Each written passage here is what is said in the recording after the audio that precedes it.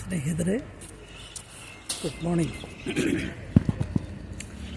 ഞാൻ രാവിലെ ഇങ്ങനെ നടക്കാനിറങ്ങിയത ഒരു പതിവാണ്. എല്ലാ ദിവസവും രാവിലെ കുറച്ച് സമയം നടക്കും. പ്രായമൊക്കെ ആയില്ലേ, അതിൻ്റേതായിട്ടുള്ള ശാരീരികമായിട്ടുള്ള സ്വാസ്ഥ്യങ്ങളൊക്കെ ഒന്ന് മാറ്റി നിർത്താൻ വേണ്ടിയിട്ട് ഒരു വാക്കിങ്ങും കാര്യങ്ങളൊക്കെ അത്യാവശ്യമാണല്ലോ. അപ്പം അതുകൊണ്ടങ്ങനെ ഞാൻ ഇറങ്ങിയതാണ്. ഇത് ഞങ്ങൾ താമസിക്കുന്നതിന് തൊട്ടടുത്തുള്ള ഒരു വലിയ സൊസൈറ്റിയുണ്ട്. ആ സൊസൈറ്റിയുടെ പേര് തീർത്ഥവില്ല എന്നാണ്. തീർത്ഥവില്ലയുടെ ഫ്രണ്ട് സൈഡിൽ നല്ല ഒരു റോഡ് സൗകര്യങ്ങളുണ്ട്. വലിയ തിരക്കില്ല. അവിടെ ഞാനിപ്പോൾ നടന്നുകൊണ്ടിരിക്കുന്നൊരു കയറ്റമാണ്, ഒരു കടായി. അവിടെ നടക്കുക, കുറച്ച് സമയം നടക്കും, പിന്നെ നടന്നുകൊണ്ട് പ്രാർത്ഥിക്കും. ഇതൊക്കെ എൻ്റെ ഒരു റൊട്ടീനാണ്. സാധാരണ എല്ലാ ദിവസങ്ങളും ചെയ്തു വരുന്നതായിട്ട് കാര്യങ്ങളാണ്. ഇവിടെയാണ് എൻ്റെ പിൻപിൽ കാണുന്ന ഈ ബിൽഡിങ്ങിലാണ് എൻ്റെ മരുമകളുടെ ഒരു സ്ഥാപനമുള്ളത്. ലേഡീസ് സലൂണാണ് അത്. ഇവിടെ അവർ നടത്തി വരുന്നു. രാവിലെ ഇപ്പോൾ ഞാൻ നിങ്ങളോട് സംസാരിക്കാനായിട്ട് കാരണം, കഴിഞ്ഞ ദിവസങ്ങളിൽ 1-2 വീഡിയോസ് ഞാൻ ഇട്ടിരുന്നു. എല്ലാവരോടും ഞാൻ ഓരോ വീഡിയോയിലും റിക്വസ്റ്റ് ചെയ്യുന്നത്, നിങ്ങൾ യൂണിയൻ ഓഫ് ചാരിറ്റി എന്നുള്ളതായ യൂട്യൂബ് പേജ് തുടങ്ങിയിട്ടുള്ളത് ഫോളോ ചെയ്യണമെന്നും, അതുപോലെ തന്നെ സെയിം പേരിലാണ് നമുക്ക് ഫേസ്ബുക്ക് പേജുള്ളത്, അതും നിങ്ങൾ ഫോളോ ചെയ്യണം എന്ന് ഞാൻ ആവർത്തിച്ച് റിക്വസ്റ്റ് ചെയ്യുക. എന്താണെന്നാൽ ഈ സാമൂഹിക സേവന പദ്ധതി ഇത് മുഴുവൻ രാജ്യത്തും നാമുഖാന്തരമായിട്ട് ഇത് ജനമറിയണം. ജനമറിഞ്ഞെങ്കിലാണ് നമുക്കിതിലൂടെ ഒരു സർവീസ് ബെറ്ററായിട്ട് ചെയ്യുവാനായിട്ട് കഴിയുള്ളൂ. അപ്പോൾ നിങ്ങൾ ഒരു മുടക്കവും ഇല്ലാത്തതായിട്ടുള്ള ഈ പേജിനെ ഒന്ന് ഫോളോ ചെയ്യുമ്പോൾ തന്നെ പലരും അങ്ങനെ ചെയ്തു വരുമ്പോൾ തീർച്ചയായിട്ടും അതിനൊരു പോപ്പുലാരിറ്റി ഉണ്ടാവും. ജനം കാണാനായിട്ടുള്ള സാധ്യതകൾ ധാരാളമായിട്ടുണ്ടാകും. അതാണ് ഞാൻ ആവർത്തിച്ച് നിങ്ങൾക്കൂടെ റിക്വസ്റ്റ് ചെയ്യാനുള്ളതായ കാരണം. മറ്റൊന്ന്, കഴിഞ്ഞ ദിവസങ്ങളിൽ ഇട്ട വീഡിയോകൾ കണ്ടിട്ട് അടുത്ത ക്വസ്റ്റ്യൻ ഉണ്ടായിട്ടുണ്ട്. തീർച്ചയായിട്ടും അതൊക്കെ അനിവാര്യമായിട്ടുള്ള ചോദ്യങ്ങളാണ്. ആർക്കാണ് ഈ യൂണിയൻ ഓഫ് ചാരിറ്റിയുടെ ഹ്യൂമൻ ഡെവലപ്മെൻറ്റ് സർവീസിലൂടെ പ്രയോജനമുണ്ടാകുന്നത്? ഉപഭോക്താക്കൾ ആരായിരിക്കും? പിന്നെ രണ്ടാമതൊരു ചോദ്യം, എങ്ങനെയാണ് ഇത് പ്രവർത്തിക്കുന്നത്? ഇതിൻ്റെ ഫണ്ട് കാര്യങ്ങളൊക്കെ എങ്ങനെയാണ് കണ്ടെത്തുന്നത്? അതിനുള്ള മാർഗങ്ങൾ ഏതാണ്? ഇങ്ങനെ 2 ചോദ്യങ്ങൾക്ക് വേഗത്തിൽ ഞാൻ മുഴുവനായിട്ടുള്ളൊരു മറുപടി പറയാനായിട്ട് പറ്റത്തില്ല. അത് പല ദിവസങ്ങളിലായിട്ടുള്ള വീഡിയോസിലൂടെ ഞാൻ നിങ്ങൾക്ക് അതിനുള്ള മറുപടി പൂർണ്ണമായിട്ടും നൽകാം. ഇപ്പോൾ തീർച്ചയായിട്ടും ചുരുക്കമായിട്ടുള്ള മറുപടികൾ ഞാനതിന് തരാം. ഉപഭോക്താക്കൾ എന്ന് പറയുന്നത് ആർക്ക് ആവശ്യമുണ്ടോ അവരെല്ലാവരും ഉപഭോക്താക്കളാണ്. കാരണം നാം ഇതിലൂടെ കോൺസെൻട്രേറ്റ് ചെയ്യുന്നത് ഒരു മനുഷ്യൻ്റെ ജീവിതത്തിലെ അത്യന്താപേക്ഷിതമായിട്ടുള്ള എല്ലാ വിഷയങ്ങളെയുമാണ്.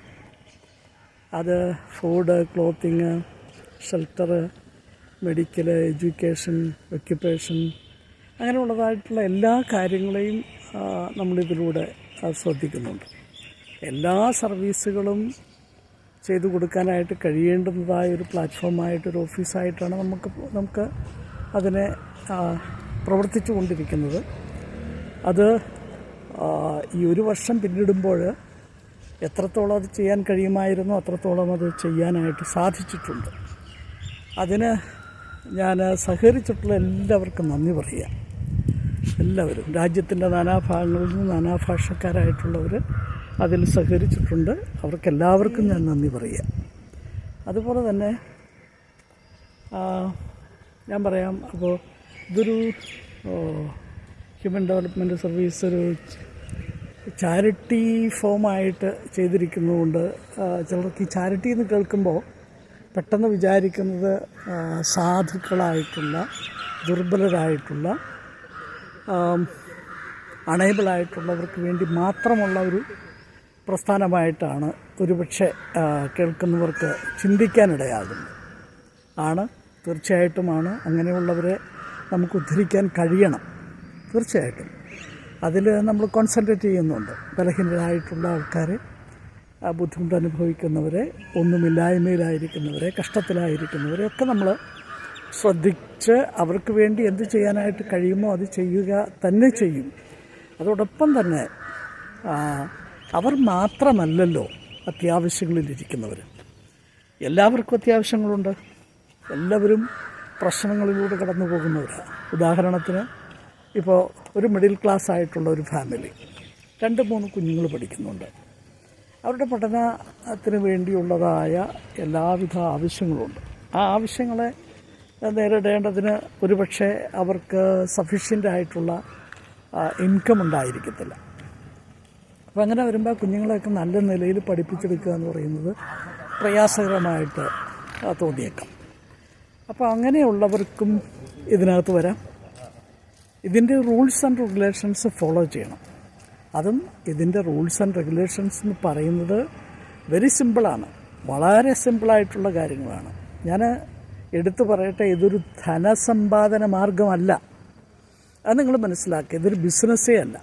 ധനസമ്പാദന മാർഗമല്ല, ബിസിനസ്സല്ല. നിങ്ങൾക്ക് ഏതെങ്കിലും നിലയിൽ ഇതുമായിട്ട് ബന്ധപ്പെട്ട് കുറച്ച് കമ്മീഷനും ഇൻകവും ഒക്കെ മാസാമാസങ്ങളിൽ ഉണ്ടാക്കാം. അങ്ങനെയുള്ള കാര്യങ്ങളൊന്നും ഇത് പ്രൊവൈഡ് ചെയ്യുന്നില്ല. ഇത് പ്രോമിസ് ചെയ്യുന്നില്ല. ഇത് നമ്മുടെ ജീവിതാവശ്യങ്ങളെ നടത്തിയെടുക്കേണ്ടതിനുള്ളതായൊരു സപ്പോർട്ട് എന്നുള്ള നിലയിലാണ് പ്രവർത്തിക്കുന്നത്. അപ്പോൾ അതുകൊണ്ട് എല്ലാ നിലകളിലുള്ളവർക്കും ഇതിൻ്റെ ഉപഭോക്താക്കളാകുവാനായിട്ട് കഴിയും. ഇപ്പോൾ ഉദാഹരണത്തിന് കഴിഞ്ഞ ദിവസം ഞാനൊരു വീഡിയോയിൽ പറഞ്ഞു, നിങ്ങളുടെ കുഞ്ഞുങ്ങളെ വിവാഹം കഴിച്ചു വിടാനായിട്ട് കഴിയുന്നില്ല. സാമ്പത്തികമായിട്ടുള്ള പ്രശ്നങ്ങളാൽ വളരെ പ്രയാസത്തിൽ നിൽക്കുകയാണ്.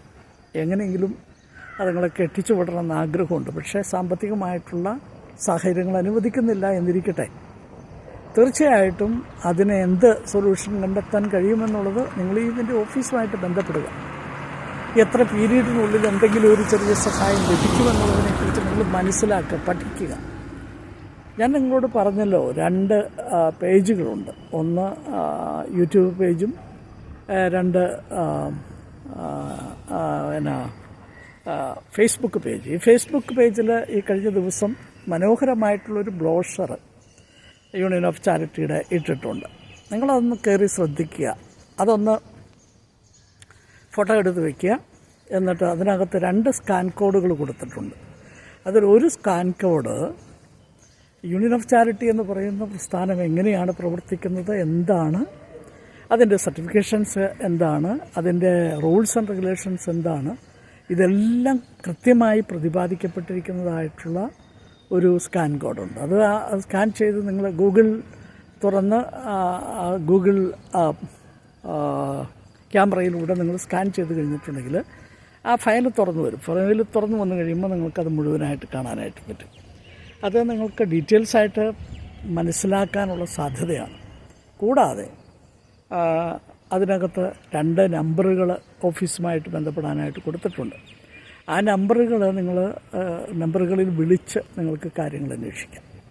അത് നിങ്ങൾക്ക് മനസ്സിലാക്കാനായിട്ട് കഴിയും. അങ്ങനെ ഇതിൻ്റെ ഡീറ്റെയിൽസ് മുഴുവൻ മനസ്സിലാക്കിക്കൊണ്ട് അതിലൂടെ നിങ്ങൾക്കത് മനസ്സിലാക്കുകയും അതുപോലെ സ്വീകരിക്കുവാനായിട്ട് കഴിയും. അടുത്ത വീഡിയോയിൽ ഞാൻ ബാക്കി കാര്യങ്ങളെ പറയാം.